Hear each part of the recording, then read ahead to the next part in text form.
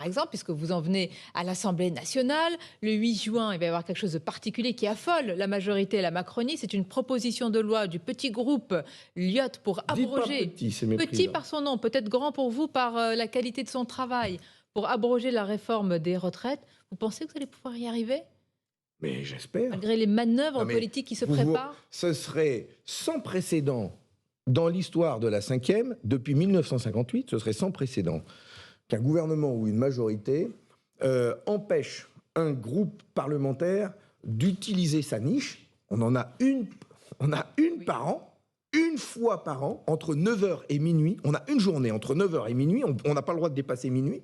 On ne peut pas commencer avant. Pour présenter des textes de loi à notre initiative. C'est une initiative parlementaire. On a une fois par an. Jamais depuis la cinquième a été utilisé l'argument de l'article 40 et donc de créer des dépenses pour empêcher un texte de pouvoir être débattu. Et si ça n'a jamais arrive? été fait. Et si ça arrive? Si ça arrivait, Qu'est-ce que alors là, de quoi ce serait le on signe? rentre, on rentre dans l'inconnu.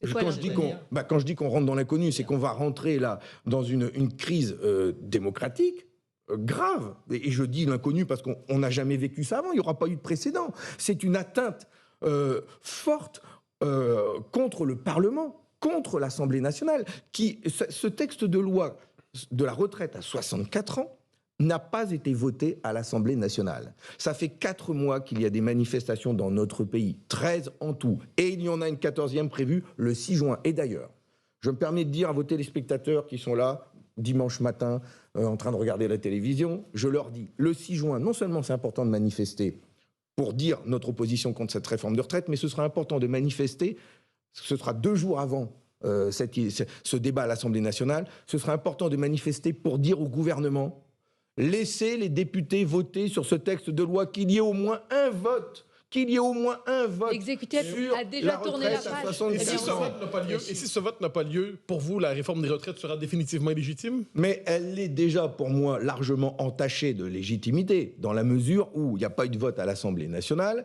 dans la mesure où les Français, à 4 mois après, sont très majoritairement opposés à cette réforme de retraite, dans la mesure où l'intersyndicale et les syndicats n'ont pas eu l'occasion de débattre des propositions qu'ils ont mises sur la table, ils ont été bâchés, humiliés, donc franchement, elle est entachée d'illégitimité. Mais alors, si maintenant, alors qu'il y a un groupe qui dépose un texte de loi visant à abroger cette réforme des retraites, et que le gouvernement empêche, moi je leur dis, mais si vous n'êtes pas d'accord, votez contre. Venez avec vos arguments. Oui, enfin, votez contre, laissez le vote avoir lieu. Mais là, c'est même pas ça. Ils empêchent. Ils l'ont pas encore fait.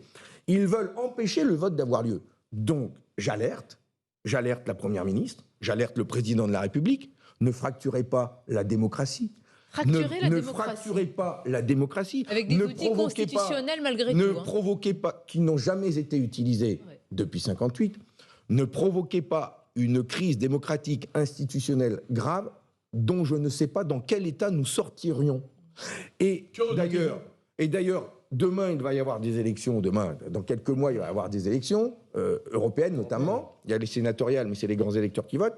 Et il y a des européennes dans 1 an.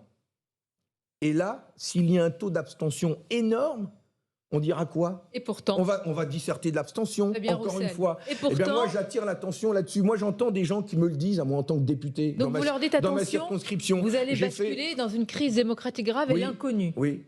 Mais c'est pas seulement la faute du gouvernement, l'abstention. C'est pas. Non, mais quand on est privé, vous vous rendez compte que j'ai été élu en juin 2022. Ça fait à peine 1 an. J'ai déjà été privé 11 fois de mon vote. J'ai été privé 11 fois de mon vote. Pas sur des petits textes, excusez-moi du peu, sur le budget de l'État, le budget de la nation, sur la sécurité sociale, et maintenant sur la réforme des retraites. J'ai fait une fête des voisins dans ma rue à Saint-Amand-les-Eaux, chez moi, la semaine dernière. Je me retrouve avec les voisins de ma rue, on discute, on fait le barbecue, on mange un coup, et puis là... Message subliminal à quelqu'un, le barbecue? Non, pas du tout. Mais là, j'ai mon voisin d'en face, Olivier, qui me dit, de toute façon, Fabien, j'ai voté pour toi, mais ça sert à quoi? Tu sers à quoi?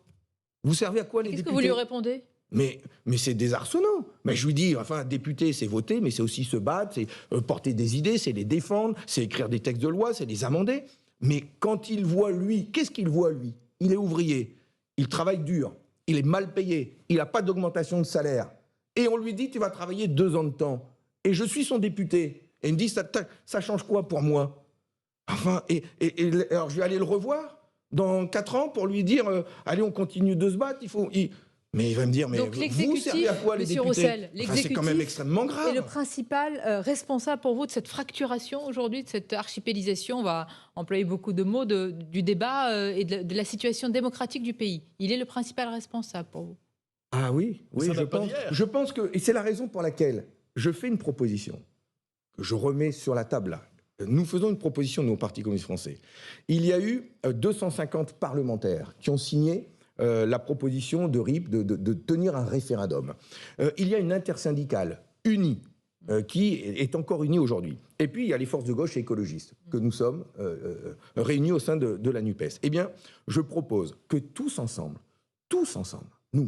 nous puissions organiser ce référendum que nous n'avons pas eu. Organisons une votation citoyenne. Nous pourrions le faire par nous-mêmes. Redonnons la parole au peuple.